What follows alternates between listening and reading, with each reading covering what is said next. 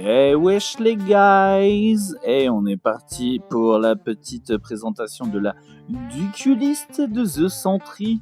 Eh oui, le muscleur de chez Marvel, le Golden. Donc du coup, on rentre direct, hop là, sur la carte comme ça, on l'observe, parce que j'ai cette version qui est très jolie, ma foi.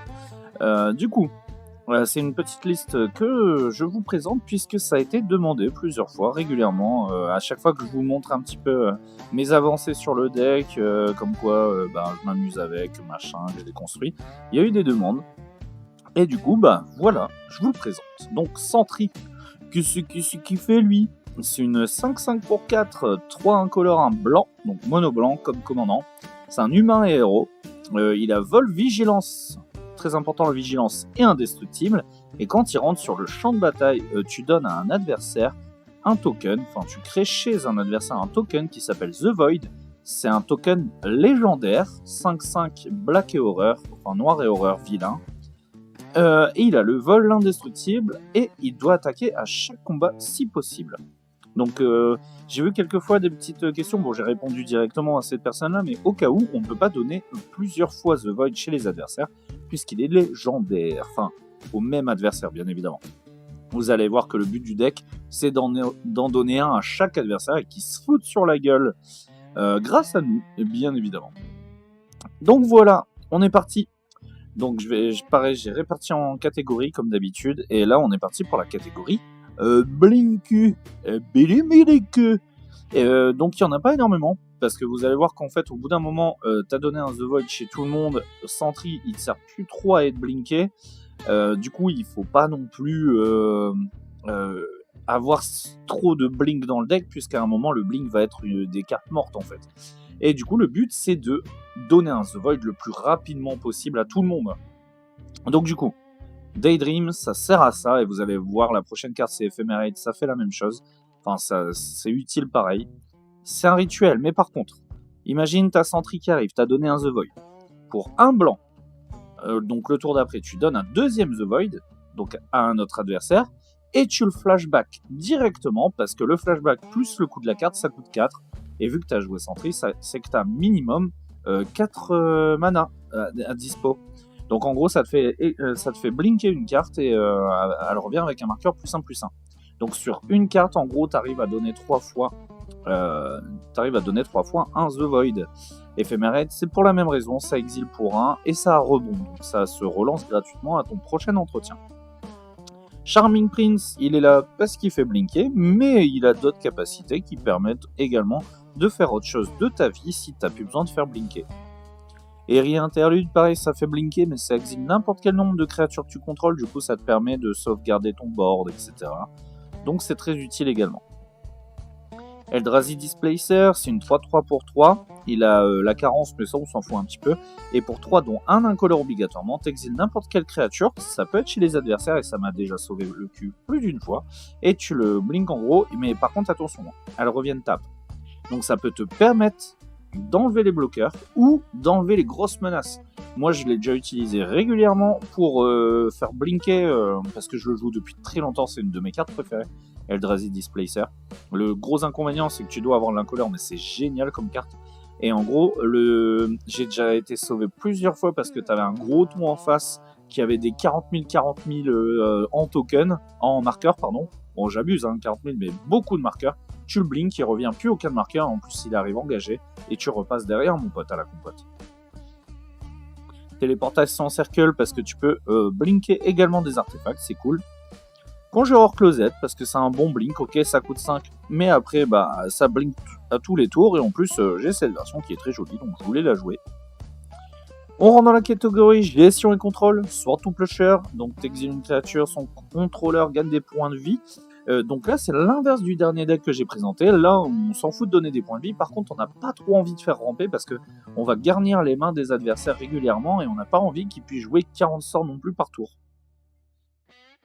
Bilbo's Gambit, tu peux donner un trésor au moment où tu résous ce sort, tu retournes un sort dans la main de son contrôleur, et si le trésor a été donné, aucun joueur ne peut jouer de sort ce tour-ci.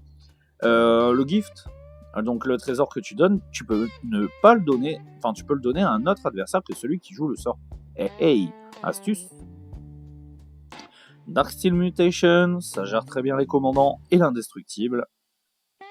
Fateful Absence, tu détruis une créature ou un Planewalker et son contrôleur en quête, donc c'est pas non plus une des pires restrictions. Arch Annotation, pareil, tu détruis une créature et son contrôleur gagne une 1-1 vol. Reprieve, ça retourne un spell aussi dans la main et tu pioches une carte. Et j'ai commandé cette version. Elle arrive, elle n'est pas encore officiellement dans le deck, mais elle est dans la liste parce que je l'ai acheté pour. Dismantling Wave, c'est là parce que, ok c'est un rituel, mais pour 3, tu détruis 3 grosses menaces. Un artefact ou un enchantement, un chez chaque adversaire. Le cycling, on s'en fout. On le fait jamais parce que toi t'as envie de détruire les créatures et non pas les artefacts et enchantements parce que t'en as beaucoup dans le deck. Donc le but c'est que pour 3, tu détruis 3 trucs. Emergency Eject, ça détruit un permanent non-land et tu crées un lander. Donc ok, là cette fois tu fais ramper, pas comme Pass to Exile, mais par contre c'est pour 2 et tu l'engages et tu le sacrifies. Donc ça fait perdre du mana, c'est pas juste tu vas ramper quoi. Loran, quand ça arrive tu détruis un artefact enchantement, sa vigilance et tu peux l'engager pour qu'on pioche toi et le joueur le plus en galère, on va dire. C'est ça le délire. C'est un groupe slug, hein, le deck. C'est pas un vrai groupe hug, parce que t'es pas là pour booster de fou furieux, mais tu donnes quand même un peu d'avantage aux adversaires tout en te gavant comme un porc. Oblation, pour 3, tu retournes n'importe quel non-land permanent dans la bibliothèque, c'est shuffle, et le contrôleur pioche 2 cartes. Stockholm Midnight, pareil, tu détruis n'importe quel permanent non-land et pour 3 tu donnes une 1-1 en réponse. Utile. Cavalier of Dawn. Donc je ne joue pas Generous Gift parce que ça donne une 3-3 et c'est un peu chiant les 3-3 en face. Mais là c'est une créature. Donc ok, tu donnes un 3-3 en détruisant un permanent non-land quand il arrive, pour plus cher qu'un Generous Gift, mais c'est une 4-6 vigilance déjà, donc très bon bloqueur. En plus, tu as la possibilité de lui donner un indestructible et vol, je t'expliquerai après. Mais, ok, ça donne un 3-3, mais ça, c'est blinkable surtout, contrairement à un Generous Gift. C'est pour ça que lui est dans le deck et pas Generous Gift. Et en plus de ça, quand il meurt, tu renvoies un artefact ou un enchantement dans ta main depuis le cimetière. Et on joue beaucoup d'enchantements, donc c'est utile. Là, on rentre dans les terrains. Arcane Lighthouse pour enlever Hexproof et Shroud. Border Enclave pour piocher avec les gros tons que t'as, surtout ton commandant d'ailleurs. Emergence Zone, c'est pour donner le flash à tes sorts pendant un tour, ça peut être utile. Exotic Orchard, on ne présente pas Lotus Field, on joue mono blanc, donc on s'en fout de sac de land pour avoir 3 mana. Mikokoro pour faire piocher tout le monde au cas où, Myriad Landscape pour ramper, Pass of Ancestry parce qu'on a beaucoup d'humains dans les créatures. Plaine, oui, mono blanc quoi, mais on en joue 24. Reliquary Tower, parce que des fois on pioche énormément. Sanctum of Eternity, des fois t'arrives pas à choper ton blink, alors tu renvoies ton commandant dans la main, c'est toujours utile. Scavenger Grounds, donc pour exiler les cimetières au cas où on ait besoin. Temple de la fausse divinité, parce que au bout d'un moment, si Sentry il est géré, ça peut arriver, et au moins tu peux payer la taxe directement sur un seul land, et ça nous fait 36 lands du coup.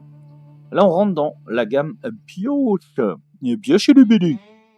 Archiviste Dogma, donc c'est une 2-2 flash pour 2, et à chaque fois qu'un adversaire cherche dans sa bibliothèque, tu pioches une carte, tu gagnes 1. Donc on joue un format qui rampe énormément les terrains, donc c'est toujours utile. Howling Mine, ça fait piocher tout le monde est content. Temporary Truce, pour 2, en rituel, chaque joueur, même toi, choisit soit il pioche 2, ou pour chaque carte qui n'a pas été piochée, tu gagnes 2 PV. Donc en gros, soit les joueurs piochent 2, soit ils piochent 1, gagnent 2 points de vie, ou soit gagnent 4 points de vie. En général, tout le monde pioche 2, on va pas se le cacher. Wall of Omens, 0-4 pour 2 bons défenseurs qui, quand ils rentrent, piochent, donc c'est toujours bien à blinker. Horn of Greed, un artefact pour 3, à chaque fois qu'un joueur joue un land, ce joueur pioche une carte, donc joue un land, pas les effets fetch. Donc c'est soit joué depuis l'exil, la main, le cimetière, peu importe, mais il faut que ce soit joué et non pas cherché. Petite nuance. Donc c'est fort mais pas tant. Moins. Scrolling Crawler, 3-2 pour 3. Au début de ton entretien, chaque joueur pioche une carte. Donc même toi, hein, bien évidemment. Et par contre, chaque adversaire, quand il pioche une carte, il perd un PV. Secret Rendezvous. Donc là, pour 3, tu pioches 3 et tu fais piocher 3 le gars qui est en galère et qui te devra un peu de reconnaissance, quoi. Truth, la même chose que tout à l'heure, mais en éphémère pour 3. Chaque joueur pioche soit 2, soit pioche 1, gagne 2, soit gagne 4. Mangara, The Diplomat, c'est une 2-4 pour 4, lien de vie. À chaque fois qu'un adversaire attaque, s'il t'attaque toi ou un de tes Planewalkers avec minimum 2 créatures, tu pioches une carte. Et à chaque fois qu'un adversaire joue son deuxième sort, à chaque tour, tu pioches une carte également. Trouble Impair, son présent plus, ça enlève les tours sup. Dédicace à mon pote, le fan des dragons, parce qu'il est pas fan que de dragons, il est fan de tours sup aussi, enfoiré va. Enfoiré va. Retourne dans tes tours sub de con là. Donc juste pour lui, ça c'est cool, mais surtout, à chaque fois qu'un adversaire attaque avec 2 créatures ou plus, pioche sa deuxième carte ou joue son deuxième sort, tu pioches. Covetel Jewel. Pour 6, un artefact, quand il arrive, tu pioches 3, tu l'engages, tu mets 3 mana dans ta réserve. Si par contre une créature d'un adversaire t'attaque toi et n'est pas bloqué, il récupère et il pioche 3 et il détape le Jewel. C'est blinkable avec l'enchantement de tout à l'heure, c'est cool. Dranith Magistrate, pour 2, c'est une 1-3. Donc là, on rentre dans la catégorie prison, je l'ai pas dit, à l'instant. Donc pour 2, c'est une 1-3. Chaque adversaire ne peut pas jouer de sort ailleurs que dans leur main. Ça va niquer tous les decks cascades, ça va niquer tous les decks qui jouent depuis l'exil, ça va niquer tous les commandants beaucoup trop forts. J'aime bien. Ça un game changer d'ailleurs. Grand abolisseur pour 2. Pour 2, oui, blanc, c'est une 2-2. Les adversaires peuvent pas jouer pendant ton tour ou activer des capacités. C'est très bien. Ça te permet de faire tes petits boui-boui et de pas être contré surtout. Ghostly Prison, on se défend le cul. Pas beaucoup plus de choses à dire. Nils, il est pas connu ce monsieur. À part pour son même bravo Nils, bravo pour la forêt photo. Mais par contre, bravo de nous sauver le cul aussi. C'est une 2-2 pour 3. Au début de ton étape de fin, tu mets à chaque joueur un marqueur +1/+1 sur une de ses créatures. C'est toi qui choisis. Par contre, ça dit aussi que chaque créature qui a au moins un marqueur ou plus sur lui ne peut pas t'attaquer ou attaquer un de tes Planewalkers à moins qu'il paye X, X étant son nombre de marqueurs. Pas de marqueurs que toi t'as mis ou de marqueurs +1/+1, par nombre de marqueurs. Si tu es contre, déjà les plus grosses menaces, tu leur mets un marqueur tous les tours comme ça, ils devront payer de plus en plus pour t'attaquer. Mais surtout, si tu joues contre des decks marqueurs, il ne peut plus rien faire contre toi. Incroyable cette carte. Beaucoup trop sous-côté Nils. Nandicré, enchantement pour 3. Je crois que je l'avais présenté. Je sais même plus si j'avais présenté cet enchantement. À chaque fois qu'un adversaire ou plus, une créature d'un adversaire ou plus met des blessures à toi-même, cet adversaire gagne un marqueur poison. Et à chaque fois qu'un joueur attaque, s'il est attaqué par un... Attends, je reprends, je raquais papette. On rembobine. À chaque fois qu'une créature adverse ou plus te met des blessures, cet adversaire gagne un marqueur poison. Ok. À chaque fois qu'un joueur attaque, s'il attaque un joueur qui est empoisonné, le joueur attaquant pioche une carte. Voilà. C'était pas si compliqué à dire, mais là, mon AVC, il est pas loin. Horse of Advocabis, c'est pareil, c'est un peu le même délire que Nils. Tu mets un marqueur au début de ton upkeep, à la fin de ton upkeep, pardon. Chaque joueur peut mettre 2 marqueurs +1/+1 sur une créature qu'il contrôle. Par contre, cette fois, c'est eux qui choisissent. Si ce joueur fait ça, les créatures de ce joueur ne peuvent pas t'attaquer ou attaquer un Planewalker que tu contrôles. C'est pas cette créature, c'est ces créatures ne peuvent pas t'attaquer. Donc c'est fort. Concerté d'effort. Je l'ai mis en prison, mais c'est pas vraiment de la prison. Juste, ton commandant, il a quoi comme mot-clé ? Vigilance indestructible et vol. Au début de chaque upkeep, les créatures que tu contrôles gagnent le vol si une de tes créatures a le vol. C'est également vrai pour la peur, l'initiative, la double initiative, le landwalk, la protection, le piétinement et la vigilance. Du coup, si ton commandant est là, à tous tes tours, tes créatures ont la vigilance et le vol également. Ça donne encore plus d'attaquants bloqueurs. C'est génial. C'est génial. Soul Warden, pour gagner des points de vie. On n'est pas... là, c'est vraiment minimum d'effort. Et là, on rentre dans la catégorie protection, d'ailleurs. Je mets les points de vie dans la protection. Voilà. Selfless Spirit, pour sauvegarder ton board en le sacrifiant. Duelist Héritage, je mets ça aussi en protection, parce que c'est très politique. Ça te permet de dire, ouais, mais si lui, je lui donne double initiative, tu vas attaquer l'autre copain, là-bas. Voilà. Everett Kiros, un place attaché. Un place attaché, ouais. Mots français dans des mots anglais, génial. Commandeur, tes créatures commandants que tu contrôles ont plus un lien de vie, déjà ça c'est utile. Et à chaque fois qu'un adversaire t'attaque toi avec 2 créatures ou plus, tu pioches une carte. Flawless Maneuver, bien évidemment. Les créatures gagnent indestructible et tu peux le jouer gratos si t'as ton commandant. Paria, tu enchantes une créature. Spoiler, Sentry.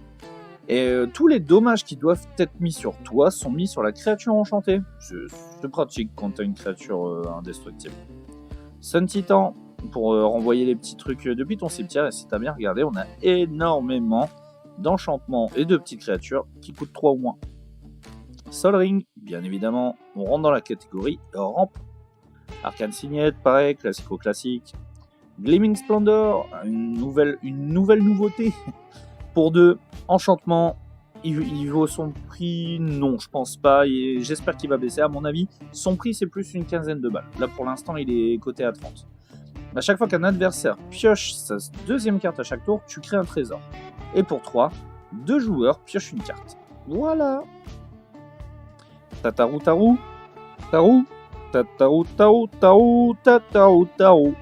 Je l'adore.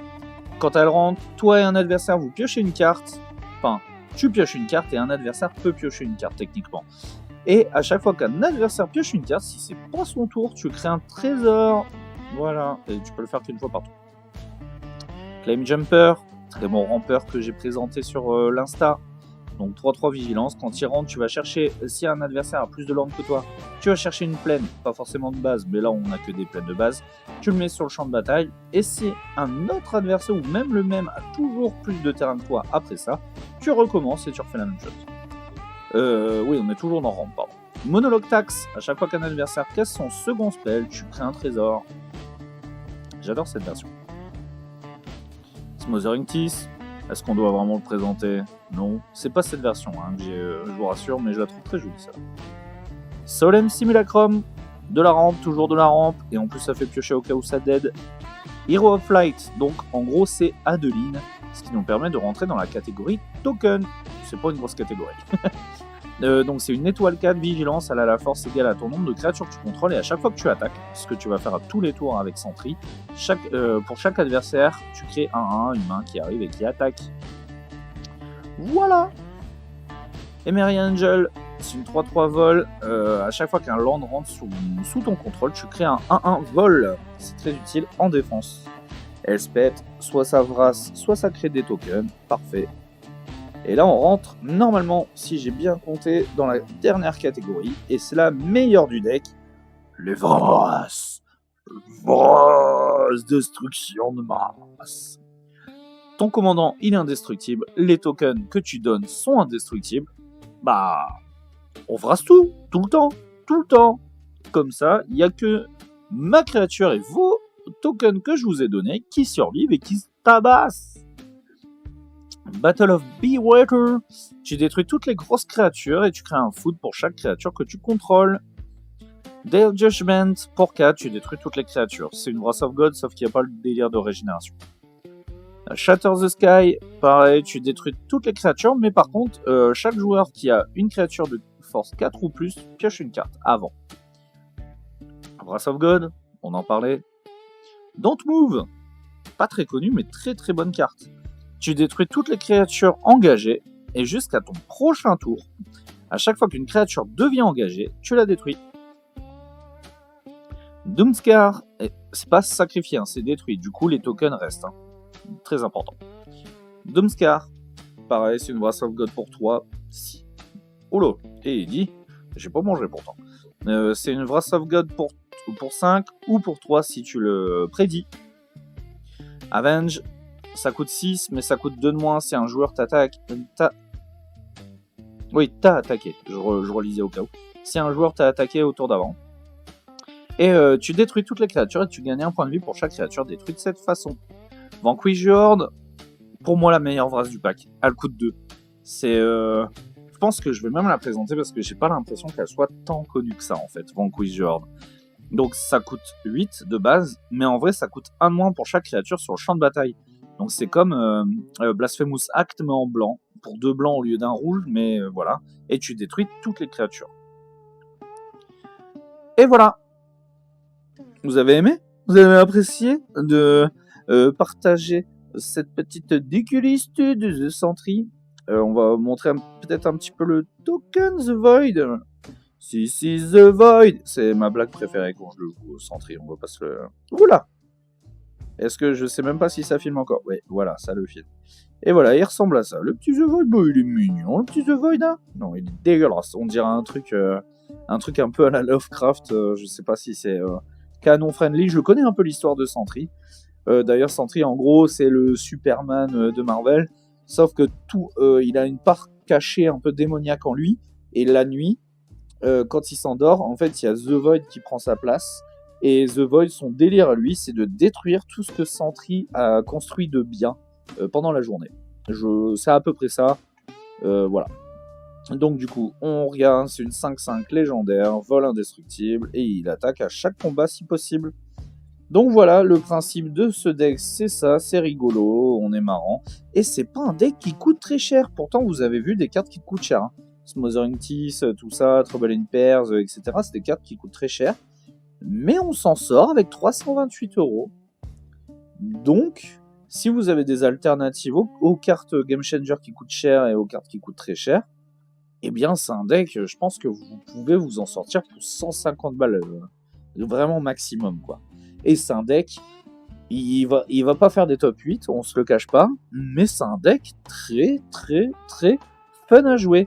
Moi j'avais peur qu'avoir autant de Wrath dans le pack, parce qu'on en a 8, ça allait faire chier les joueurs, mais en fait vu que tu leur laisses leurs artefacts, leurs enchantements pour la plupart, que tu détruis que les créatures, et que tu leur laisses quand même un truc pour attaquer, mais en fait, tous les joueurs que j'ai autour de moi, quand je joue Sentry, ils trouvent le deck fun, donc n'ayez pas peur, après on n'a peut-être pas les mêmes joueurs en face, bien évidemment, peut-être que ça rage beaucoup plus avec des Wraths, mais en gros, ce que j'explique, c'est que dans ce deck Sentry, la Wrath, c'est vraiment fait pour contrôler qui attaque chez qui. C'est plus ça l'idée. Faut pas voir les Wraths de ce pack comme un retour à 0. C'est pour ça qu'on n'a pas les trucs qui détruisent en masse les Arthos, les Enchantes, etc. Parce qu'on a quand même besoin des joueurs pour pouvoir nous faire une main, puisqu'on fait piocher beaucoup. Les joueurs, selon ce qu'ils font piocher également, eux nous font piocher également, faire des trésors, etc. Donc du coup, faut vraiment pas voir ça comme un retour en arrière, faut plus voir ça comme une gestion de qui peut attaquer. C'est plus ça l'idée. Et franchement, j'ai pas eu un seul joueur qui a ragé sur le fait que j'ai balancé 3-4 Wraths dans la partie depuis que je joue Sentry. Donc du coup, amusez-vous. Ça peut être vraiment votre deck doudou pour ceux qui aiment bien. Franchement, moi, c'est en train de devenir petit à petit mon deck préféré actuellement de tous les decks que j'ai. Vraiment. Et en plus, la carte, pour du Marvel, elle a de la gueule, je trouve. Bon, c'est vrai que c'est pas très magique, mais ça a de la gueule. Voilà, j'espère qu'en tout cas cette petite vidéo vous a plu. Et moi, je vous dis à une prochaine les guys. Salut, gang gang.